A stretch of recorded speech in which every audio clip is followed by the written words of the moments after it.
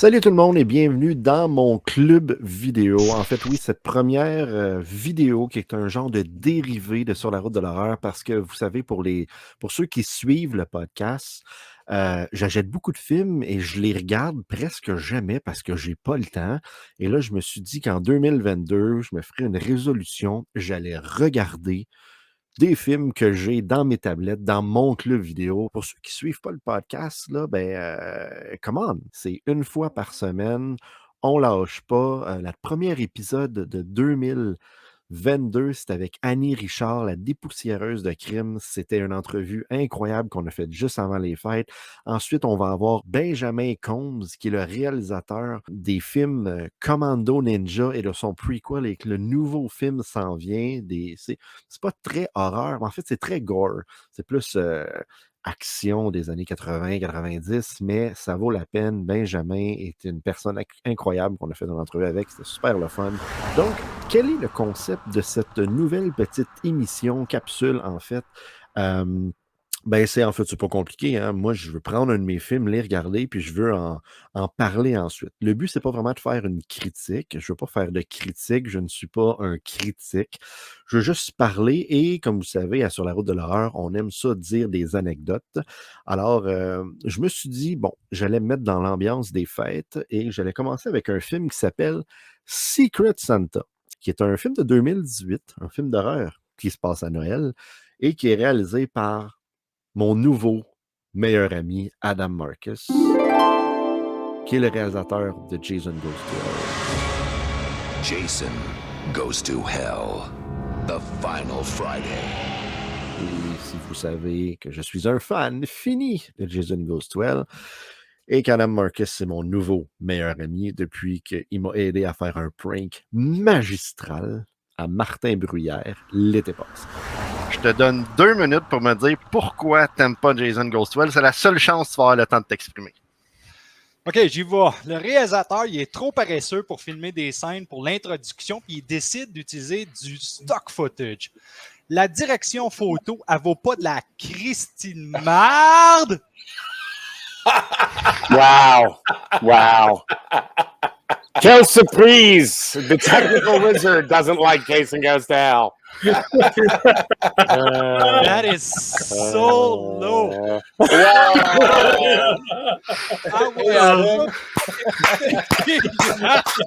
Awesome. Oh, that was good, man. That was good. Alors, pour revenir à Secret Santa, en fait, Adam m'a envoyé le super Blu-ray avec un poster incroyable, signé par tout le cast et beaucoup de monde du crew là-dessus. C'est vraiment cool, c'est une belle petite pièce. Et en fait, un petit print, toujours le fun d'avoir des petits prints signés par ses meilleurs amis. En fait, Secret Santa, comme je disais, film de 2018. En fait, je vais vous lire le synopsis rapidement. C'est un dîner de Noël tourne au vinaigre lorsqu'un Secret Santa s'invite et décide de verser une drogue dans le punch de Noël d'une famille qui doit maintenant se battre pour survivre à la nuit. Donc, allons regarder la bande-annonce ensemble. Rainy day girl. Hi, Mom. Mom, I thought this was your sister. Friends and family. Where do you think you're going without giving your bro some sugar? Ladies and gentlemen, please take your seats. Dinner will be served presently. Why don't we play Secret Santa? And our first contestant is... Les vieux soupers de Noël, on a plus ça. Anybody else feel like it's hot in here? I have had just about enough of this. Enough of what? Get out of my house. It's not going anywhere. It's my house, too. Hey! Shut your mouth Les about my engueulades de sister. famille. J'ai jamais vu en bande-annonce. Regardez le film là, à l'aveuglette. Go! Fine!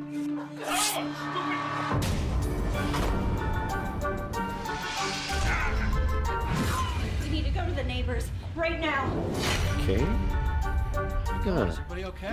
No, my dad and my brother are sick. Bon, là, la question, c'est est-ce que la bande-annonce en montre trop? Mais je pense pas. Dad, go! Peut-être.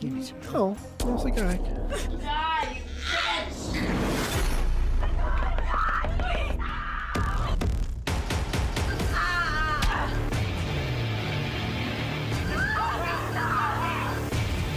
killed the phones, you gave the keys, you did everything in your power to hold us hostage. What?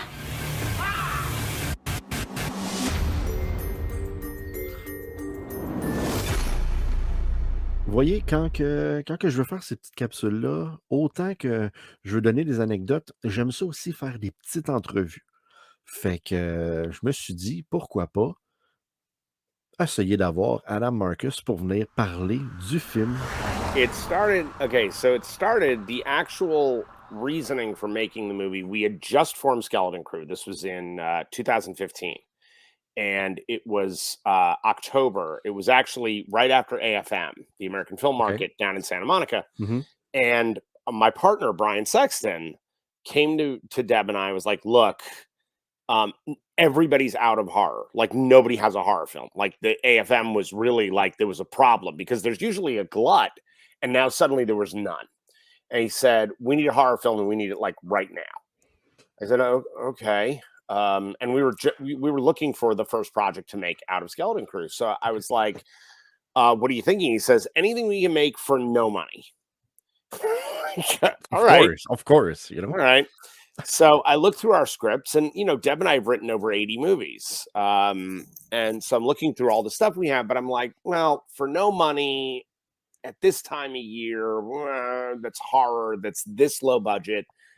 And I was like, I just didn't feel like anything was going to fit the bill. So I had an idea in my mind about something I was kind of noodling. And I said, Brian, give me a couple of hours. Let me see what I can come up with. Le film a été tourné à Big Bear Lake en Californie. I immediately call one of my closest friends, a woman named Pat Destro. And she's a student of mine. She's one of my actors.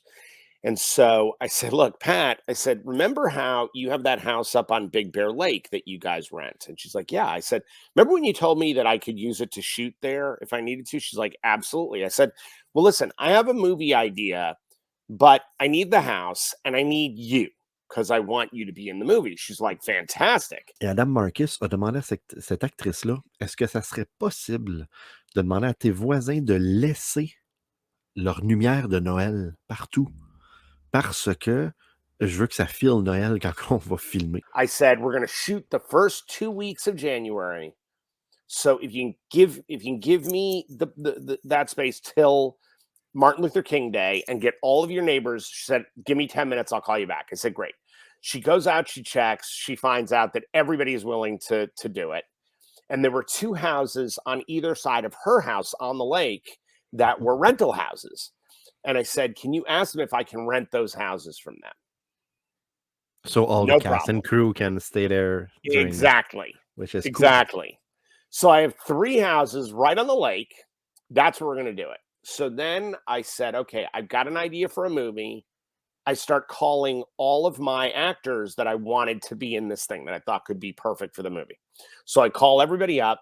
Everybody tells me that they can give me those 2 weeks, no problem. I said, I only need 2 weeks of your time. That's it. It's going to be 11 nights in a row. That's it.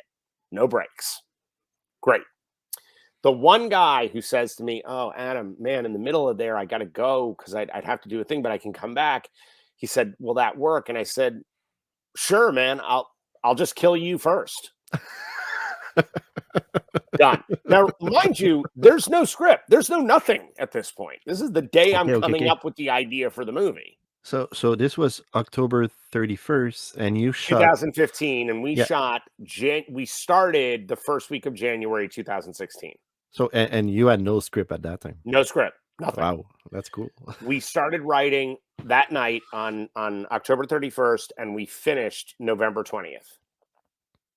So 20-day screenplay. We then did a reading of that script 2 days later. My cast, they all get the script. They're reading it. They're like, what is this movie? I'm like, just trust me. Just trust me, right? Where the movie came from for me is I have a very complicated relationship with Christmas. My parents were married on Christmas Eve. Okay. Now, my parents are Jews. So getting married on Christmas Eve, it meant the temple was cheap for the night because nobody's going to temple on Christmas Eve. the whole world was decorated in twinkly lights and this sort of beautiful, magical thing. And it's my parents, one of their favorite times of the year. So for my mother, it was like the whole world was celebrating her getting married, right? So it's this magical thing. And then every year, as Jews, we would have the world's biggest Christmas party, because my parents would have their anniversary party on the 24th. But because a lot of their friends weren't Jewish, it was a Christmas party. So we had a spectacular tree every year. Our everything was decorated. We were like the Griswolds before the Griswolds existed. So just a ton of celebration of Christmas, right? Well, my brother and I would, we'd get presents for Hanukkah, but then we get our really cool present on Christmas. We get pencils and T-shirts and socks and stuff on Hanukkah. On Christmas, you'd get like the toy, right? I got my Millennium Falcon on Christmas, So we loved Christmas. Well, my parents split up when I was 6. But they kept having the party Together? Yes. Oh, wow. So that's like the best of the two worlds, Right. So now all these people would still assemble for this like Christmas party, but it was still the anniversary of my parents' wedding, which was now null and void. And so it was a lot of like, oh, Merry Christmas. Where's my damn alimony? Like it was that. And so I was like, everybody's so full of shit. And I was 6 years old thinking that, like, what is this? So for me, my whole life went this way. And so Christmas was always one of those things that, and I have a real, I hate hypocrites. Like I really hate hypocrisy. It's one of those things that really burns me up, man. One of the terrible things, yeah. Right? So for me, all of these people being incredibly hypocritical and all of them behaving in a way that feels completely disingenuous, it gets me nuts. So I was this kid who was always like, why can't anybody be honest with each other? What is wrong with all of you? And that's where Secret Santa came from. Like, what happens if everybody would be honest? And then what happens if not only you're being honest, but you not only said what you wanted to say, but did what you wanted to do. Yeah. Did your parents saw the movie? What did they thought? My parents did see the movie. It's very funny. My father, look, and they are well represented in the movie. That's for sure. I mean, there's a craziness in that my wife, in many regards, plays a character akin to my mother in the movie. Is pretty outrageous. I will say this: my Uncle Ned, who I'm sure you know, my Uncle Ned. Did you ever see The Burning? Yes. Okay, so the camper Eddie who gets the shears in the throat. Yeah, that's my Uncle Ned. Okay.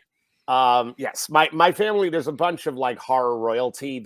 My other uncle is a guy named Joe Ellison, and he wrote and directed and produced Don't Go in the House. The horror classic. So yeah, there's a lot of horror royalty. Anyway, so my Uncle Ned saw the film. He saw it before my mother. And he called me. I still have the message because it's such a beautiful message. Him, his wife, and his son had all watched the movie together. It's a 3-minute message of the two of them laughing so hard they're sobbing with laughter, and they can't finish any sentence completely as they're saying how much they love the movie and how funny it is. Well, then my uncle calls my mother and he's like, "Hey, Susie, have you seen Secret Santa yet?" She goes, "No, I hear it's fantastic." He goes, "Yeah, no, it's great. It's a great movie. You might want to like prepare yourself because there's a lot of things. It might be us. It might have some stuff there that's us." Wow. Yeah. So yes, no, my parents have seen it. My mother, for my mother, it's the film that she thinks is the best thing I've ever made. She's actually oh, well, that's cool. And she is not a fan of a lot of my other work. Like, she went to go see Texas Chainsaw, was like, "It's not for me. This movie is not for me, honey." So yeah, she's not Well, a giant fan. sometimes that's the thing, you need like people need to understand if the movie that they're watching is made for them or not.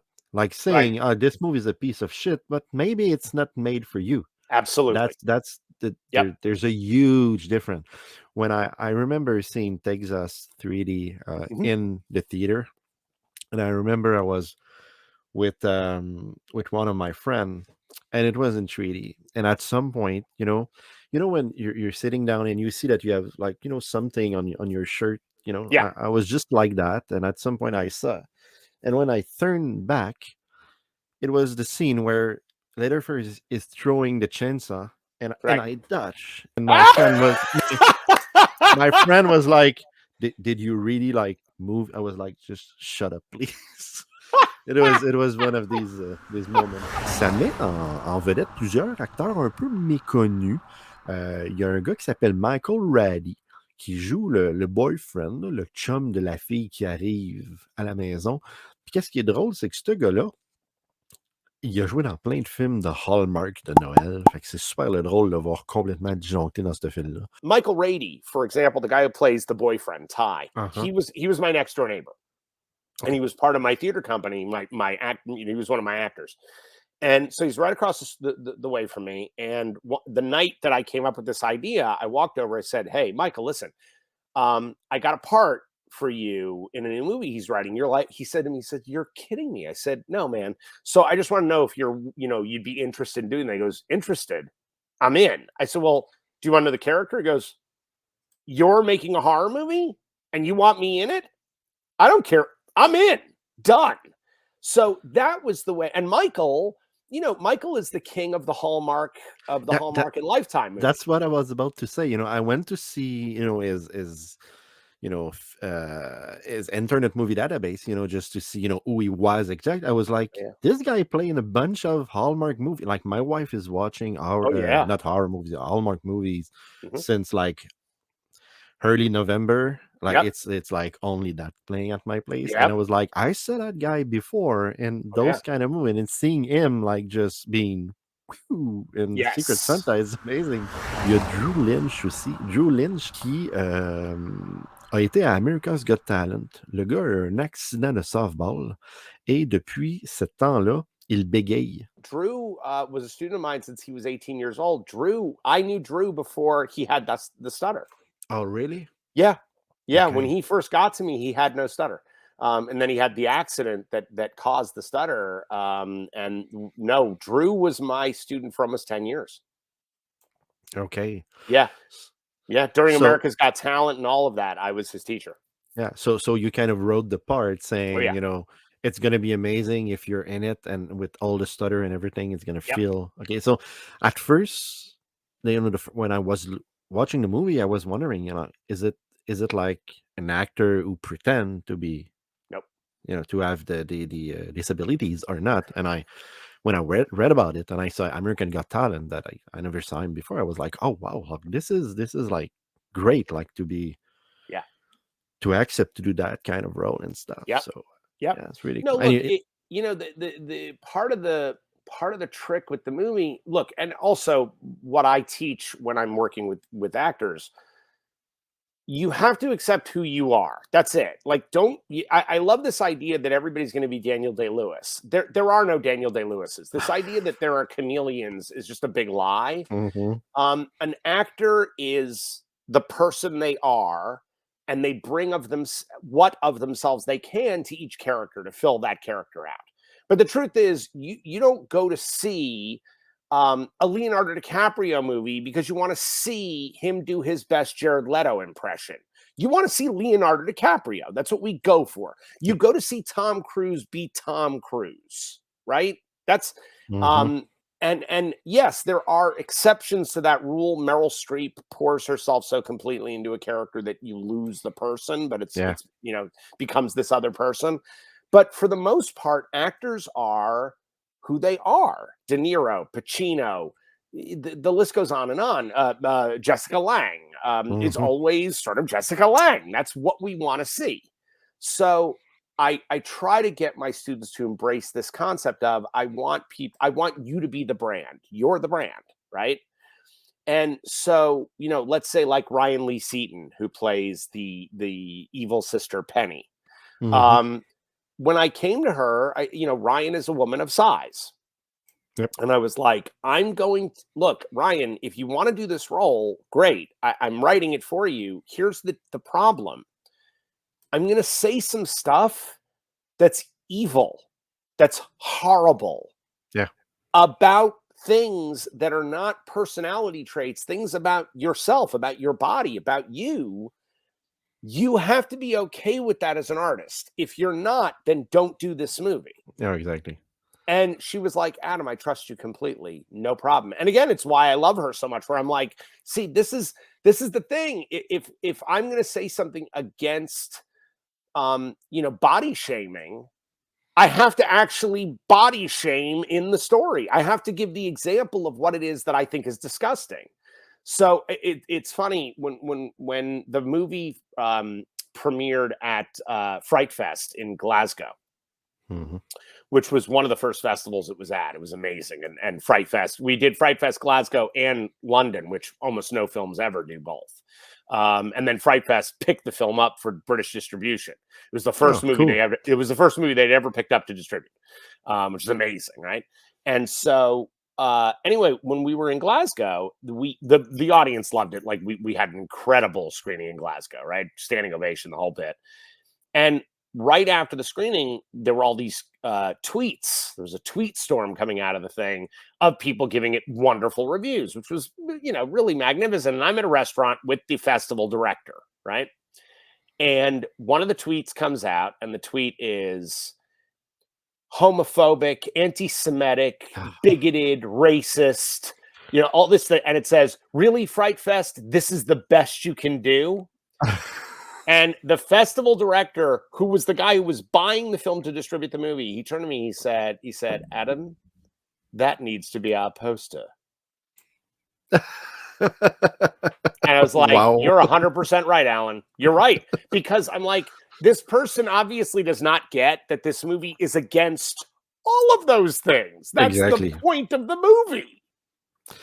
It's often the point, and it's like, we're not gonna start talking about all this, but it's just like it's killing me. Like, I don't know, what did I saw lately that Michael Myers was homophobic because he's killing a gay couple or something. I didn't see Halloween Kills yet, but I was like, really? Holy cow. Not even a little bit. Not even a little bit. Now, I Mm. will say this.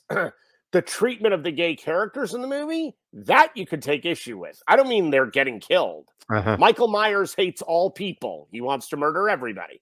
Exactly. But the way the characters are portrayed in the movie, that you could take issue with. That'd be fine. I get it. It's because you'll see. But no, look, and I mean, speaking of gay characters, Drew Lynch has that spectacular, or I think it's spectacular monologue in the middle of the movie. Yes. Right? It's really funny. What's incredible, we screened that movie. We were in over 25 festivals, okay, and all really amazing festivals. We opened the film. The first time the movie ever got shown was at Sitges in Spain, which is, it's, we started with gold. And in every country, no matter what language the movie was being projected in, every single time he did that monologue, the entire audience would applaud. He got an applause break every time. And I'm like, okay, I can't name 5 movies I've seen in my life where there's an applause break in the middle of a movie. I was like, that's the most gratifying. And again, if people don't know where I stand, that's where I stand. Like, that's the movie. That's what I'm doing. I'm sure you've seen the movie Metropolis. Of course. Okay. So I saw Metropolis when I was probably about 7. And it was probably about 2:00 in the morning, and it was on PBS, on public broadcasting. And my dad, we lived in a loft at the time in the Lower East Side of Manhattan. And it was a huge, like, cave of a loft. It was extraordinary, right? Like one of those like New York places that you're like, nobody really lives in these things. We lived in it. He only had one bed. He had this large futon, this king size futon. So my brother and I would sleep on either side of him when we would come to visit him on the weekends, right? So it was the three of us just snuggled up in the bed. Mm-hmm. So, however, they fell asleep. I'm still watching television, and Metropolis comes on, and there's the section with the Grim Reaper when he comes swinging the side across the screen. This scared me to my core. Okay. This is like one of those images that I will never lose from my brain. Right. And then years later, my dad had this art book of like these famous, brilliant pieces of art. And there was one of a room full of skeletons, right? Like an attic full of skeletons. And it's a terrifying piece. And I couldn't look at it. And it was all because of that image that I had when I was a little kid. So in my teen years, because I was very good at kind of putting together, I had 2 theater companies as a teenager. Mm-hmm. And I directed, choreographed, produced, or was in over 80 plays when I was a kid. I had an incredibly prolific theater life. So much you were an actor before. Oh yeah. Okay. Yeah. I'm in Jason Goes to Hell. That's one of the reasons that I'm in there. Yeah. Are you? In Yeah. Secret, I was wondering. I had one question. In Secret Santa, Mhm. is it you? Is it your hand that putting the keys in the jar? Yes, it is. I was like, I'm pretty sure that's his hand. Wow. By the way, Okay, you know what's really interesting about that? It's a different hand. Each time you see someone grab keys, it's a different hand. And that's actually a tribute to William Friedkin's movie Cruising. Okay, never saw it. Because oh my God, oh dude, you got to Nope. see Cruising. Okay. You got to see Cruising. It's my second favorite of his films. I mean, The Exorcist is my all-time favorite, but honestly, I like it more than French Connection. Cruising's incredible and it's terrifying. Really scary movie. Okay. Yeah. But the killer in that movie, every time the killer appears in that movie, it's a different actor playing the killer. Okay. Nice. So it was my tribute to Friedkin. That's amazing. Well done. Well done with the hand spotting. That's amazing. I don't know, when I said, I was like, I don't know why, but this looks like Adam's hand. I'm gonna ask him the question. That is me. That is beautiful, man. Well done. You're the first person ever to get that. Nice. So I had done all this theater, and but I was very good at putting a show together with almost nobody, like a tiny group of people, and that followed me in my filmmaking. So I always thought this thing about skeletons was like a thing for me, and then I was like, I do things with a skeleton crew. Mm-hmm. And the concept of having this tiny group of people that can all do so many things well, all working together, I was like, yeah, we're skeleton crew. Les effets spéciaux ont été faits par Robert Kurtzman. Et Robert Kurtzman, c'est une sommité dans le monde de l'horreur pour ses effets spéciaux. C'est lui qui avait fait les effets spéciaux sur Jason Goes to Hell. Et ça donne vraiment un plus au film. Sérieusement, le film aurait pas été ça sans Robert Kurtzman, parce que les special effects sont juste vraiment top notch. Well, what happened was I called him up and I said, "Listen, Bob," I said, I've got a movie that I want you to do the effects on. I have no money. And he was like, yeah. I said, no, you're not getting it. I have zero money. I have zero money. But I will bring you on as an executive producer of the movie. And he was like, all right, send me the script. For God's sake. So I sent it to him, and he read it in 90 minutes, called me literally 90 minutes later, called me and was like, I'm in. Like, I'm all in. I'm 100% in. I was like, oh, Bob, I love you so much. And he's like, I said, hey, I got one other thought, because Bob not only did the effects on Jason Goes to Hell, but he was my second-year director on Jason Goes to Hell. Oh, really? So, yeah. Cool. Because I was like, because again, I was 23 years old when I did Jason Goes to Hell, and I was like, I'm not so arrogant that I think I know how to shoot special effects properly. I was like, I'm not that guy. Yeah. So I'm like, Bob, I need you to help me to show me how to shoot these effects the right way. I said, and that's outside of a makeup artist's purview. I'm asking you to help me with the direction of these moments. Oh, my. And so he was the second unit director of the film. And the thing is, he's also a director in his own right. Yes. So and he's also a tech geek like I am, and like my partner Brian is a big tech geek. Deborah is the only one in Skeleton Crew who could care less about anything to do with the camera. And so I said to Bob, I said, listen, I said, it's going to be really tight. Would you have any interest in shooting D camera? And he actually said to me at that point, he says, dude, man, now I feel like I should be paying you. He was so excited. I have never seen a person more happy to have a camera in their hands. And he did beautiful work. Did a fantastic job on this movie. It's kind of, I was watching the documentary. I was like, oh, like, instead of being a special effect guy sitting down and just waiting for effects, it's just like, have fun. And I'm pretty sure that like he was just like there with his camera, and at the end of the day, like when you start editing the movie, you were discovering maybe sometime like stuff that he shot, and you were like, oh, whoa, that's great, I'm gonna take absolutely that cut, yep. Yep. The other thing is, with Bob and I have been, he's one of my best friends of the last 29 years. Jesus, that's terrifying. We had just finished, I think we were day 6. We were finished up day 6, and the shoot was going incredibly well. And we were all going to bed. The sun was rising, and we were all heading off to our beds. And Bob says, hey, Adam, we were the only 2 people left in the room.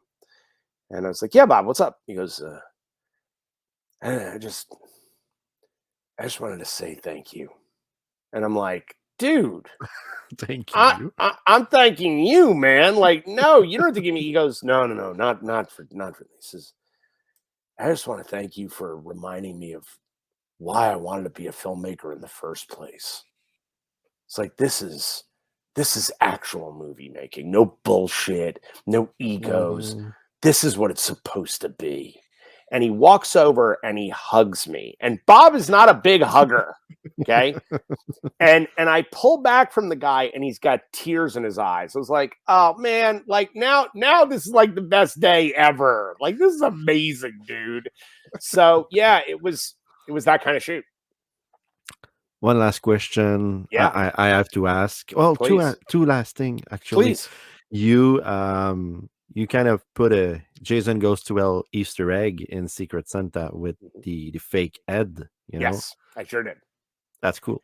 Well, it's funny because when I went to Michael Rady, who played that character, who has the problem with his head, I said to Michael, even before I wrote the script, every actor always asks, how do I die? Everybody always asks that. Course, right? You do a horror movie, they just want to know how they die. And I said, well, he says, Michael, I'm not sure how I'm killing anybody yet, except you. I know how I'm killing you.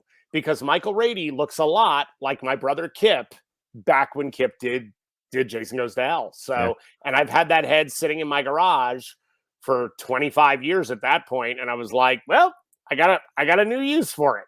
So when I brought that head to set, Bob Kurtzman laughed so loud you could hear him back in Los Angeles. Because he did the head like he made years the ago. original head. Exactly. And suddenly he's holding a piece of it. He's like, you have kept this in perfect condition. I'm like, yeah, no kidding, man. So finally, like the last question I have to ask. Yeah. What's the status on Heart of Darkness? Oh, it's great, actually. I just made an announcement a couple of days ago that we got Michelle Clooney in the doc, because look, this is actually kind of an amazing thing. The number of people who ask me this question, like I'm running behind schedule, and I'm like, have you noticed there's a pandemic going on? Have y'all seen that? And I got to go to people's homes and photograph them in their houses with a crew of people. Has everybody lost their minds? So the good news is, well, at least the good news was, COVID had let up a little bit, so we raced out to go grab some more interviews. We got a bunch of more interviews and interviews that we didn't think we were going to get. So that was kind of great. Over the time of COVID, I was actually able to reconnect with people and get them to sign on. Yeah. So we just did an interview with Michelle Clooney, who is the girl who plays Debbie, the girl who gets split up the middle in the tent. Yeah. It's the first interview. Which is one of the best Thank you. kill ever. Thank you. Ever. Thank First you. of all, as a young boy, you know, she's super hot. Beautiful. But Beautiful. she's beautiful. But the kill is one of my best ever. It's incredible. Thank and this is where you can see the difference with a rated and unrated movie. Oh, you bet. Because it totally changed. Totally. It's a complete. So the kill's not even in the damn movie. So we did that. The other thing is that we just had over this last summer, the American Cinematheque, which is a rather extraordinary kind of highfalutin film organization. They honored Jason Goes to Hell. They made us one of their Friday night frights. And when we record the prank for Martin. Yes. You were. It was. I think you were going there like the night after or something like that. Yeah. And it wasn't just sold out. There was a line around the block that could not get into the theater. It was an amazing event, right? Sure. And they showed a 35 millimeter print. They showed an original print of the movie. It was amazing. So we shot that whole evening, like that whole thing for the doc. So we've got that covered. And I'll tell you this before I've even announced it online. It's really true. We just did an interview with Allison Smith, who plays Vicky. It's the first time she's ever spoken about the film. Really? Very first time. Why? She just doesn't do interviews. It's not something she's interested in. And so she's never talked about it. She had to go back and rewatch the movie. She's like, oh my God, I got to remember that movie. And again, like for me, she's one of my favorite cast members of that movie. She's one of the best people in that film. I love her. So we reconnected because of the pandemic, and I got her in the movie. I've got 5 more interviews to get, and then we're wrapped, and it goes to editing, and we start doing post-production on the film. Nice. So yeah, so I would expect the movie to be released sometime late next year. That's what we're looking at. And there's already a couple of festivals that want it to premiere there, so that's exciting. So we're not. I can't say who yet, but it's exciting. And look, you know, the issue with the movie, we have shot over 100 hours of footage. So now it's going to be about like, how do you pick and choose what's going to be in this doc? I know the drill. I did a Evil Dead documentary. About the fans called Hell to the Deadites, and we had so many rush and so many things. And when I did my first documentary, Under the Scares, with Bob Kurtzman in it, we start after shooting the sequel, and we just shot interviews, and then we start doing Hell to the Deadites. So like the sequel of Under the Scares kind of became like the B movie for a while. So when we were traveling for the Deadites documentary, we were just doing interviews, and I think I have like 45 different or 50 different interviews, and I just like, I need to cut all this. I'm like, oh my God, it's gonna be nightmarish. It's nightmarish. The good news, it's fun. The good news is the editor on the doc is this is a crazy thing. When I was 15, this guy was one of my closest friends. He was an original member of Skeleton Crew back when I was a kid. And he is now a 9-time nominated Emmy editor of reality programming. He cut every single episode of Fear Factor back in the day. He now has cut almost all of The Amazing Race. Okay, so this guy is legit. And by the way, he's also like a genius novelist. He's written like 40 books alongside of doing this. I'm like, dude, and he has 2 daughters. I'm like, where do you find the time, bro? Like, and it's funny coming from me, where do you find the time? Because like, I never stop. And I'm like, what? Do you have like a room full of gremlins that do this work for you? So this guy, Eric Bietner, who is just one of the best guys I've ever known. Hey, he's writing during renders, while he's rendering a scene. Exactly. Writing. So no, he's editing for us. And it's the first time as adults that he and I get to work together. And now he's writing we're doing an anthology film. Skeleton Crew is doing an anthology film. Nice. I love this. And he's writing one of the episodes.